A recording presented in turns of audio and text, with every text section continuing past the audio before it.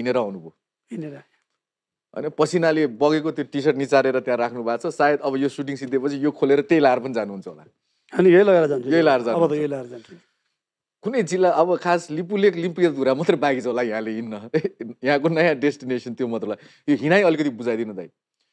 नभएर होइन साधन किन्न नसकेर होइन इच्छा नै नभएर जस्तो लाग्छ 2-3 चोटि मैले लिफ्ट अफर गरेको थिएँ तपाईँले कहिले मसँग लिफ्ट पनि लिनु भएन एक दिन अति भएर भाइ तिमीले अति धेरै भन्यो ल मलाई त्यहाँसम्म छोडिदियो भन्नुभएको थियो त्यो पनि ठुलो सौभाग्य छ सो यो हिँडाइ यसको बारेमा अलिकति कुरा गरौँ दाइ के पाउनुहुन्छ हिँड्दाखेरि के देख्नुहुन्छ के बुझ्नुहुन्छ सबभन्दा हिँड्दाखेरि चाहिँ म खुसी हुन्छु मलाई हिँड्दाखेरि एक किसिमको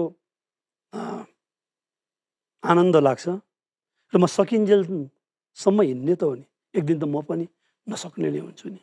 समय उमेर त्यो केही समय चाहिँ केही कालखण्डमा अगाडि चाहिँ लाग्थ्यो भनौँ न अब यसो मोटरमा हिँडिन्थ्यो यताउति गरिन्थ्यो अब मोटर बाइकमा होइन साइकलमै हिँड्ने कामहरू नभए त हिँड्दाखेरि म चाहिँ सर्वसाधारण जसरी हिँड्दाखेरिको जुन आनन्द थियो मिक्सअप भएर त्यो चाहिँ मैले गाडीमा चाहिँ हिँड्दाखेरि त्यति मजा चाहिँ मलाई लागेन शारीरिक तवरले हिँड्दाखेरि चाहिँ म चाहिँ अब थाक्दा पनि थाकिनँ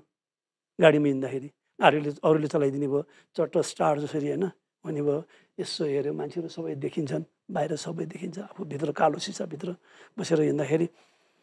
मलाई भुइँ मान्छे जस्तो लागेन भाइ म आफैले सबभन्दा मलाई चाहिँ निकै विचार गरेँ कि मैले सोद्धाखेरि म यो ठाउँमा बस्ने कि म यो ठाउँलाई छोडेर कतै जाने संसार घर हो बसाइसराई भनेको हामी नेपालीहरूको नियति हो हामी जहिले पनि एउटा सहरबाट अर्को सहरमा एउटा गाउँबाट सहरमा नजिकको त्यसपछि अर्को ठुलो सहरमा त्यसपछि काठमाडौँ आउने काठमाडौँ आएपछि संसारको विभिन्न ठाउँमा चाहिँ हामी फिजिएर रहेको नेपालीहरू हामी कतिको बाध्यता थियो जानलाई किनभन्दाखेरि त्यो खेतमा काम गरेर त्यो गाउँमा काम गरेर चाहिँ आफ्नो बच्चालाई चाहिँ खाना पुर्याउन नसक्ने अवस्था हामी सम्पूर्ण नेपाली सम्पूर्णको नभन धेरै नेपालीको थियो अवस्था चाहिँ त्यो अगाडि म यहाँ बस्ने कि म जाने भन्ने मलाई सोचाए मैले विचार गरेँ होइन आफ्नो ठाउँ आफैले बनाउनुपर्छ अरूले त भनिदिनै नहुने यो भएन त्यो भएन यस्तो भयो उस्तो भयो भन्ने तर आफैले चाहिँ सुरु गर्नुपर्छ भन्ने मलाई लाग्यो त्यसपछि खेती गर्नु पऱ्यो भनेर खेती सुरु गरेँ